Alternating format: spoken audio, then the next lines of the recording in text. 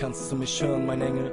Das hier ist nur für dich. Ich denk an die Zeit zurück, nur du und ich. Ich war so glücklich, sowas kann man nicht in Worte fassen. Jetzt bist du weg und jeder rät mir, dich loszulassen. Ich will, dass du weißt, dass du alles für mich warst. Ich muss ständig an dich denken, frag mich, was hab ich getan? Ohne dich an meiner Seite läuft so vieles schief. Ich wünsch, ich könnte die Zeit zurückdrehen und du wärst hier bei mir.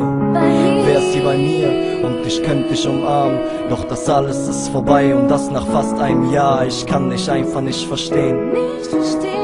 Vor einem Monat lief's noch anders, da war alles noch okay. Und jetzt wirst du mir fremd und das jeden Tag ein bisschen mehr.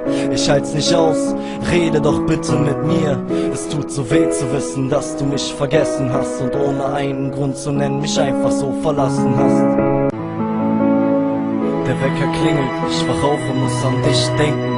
Hab dich schon lang nicht mehr gesehen, nur noch Fotos helfen, darüber wegzukommen, dass du mich vergessen hast.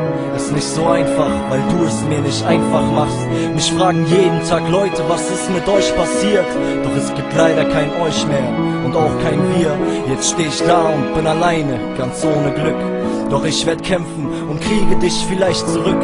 Die Hoffnung stirbt zuletzt, ist das, was ich mir immer sage. Kannst du dich noch erinnern an all unsere schönen Tage? Die Sonne geht unter, die Wolken ziehen auf.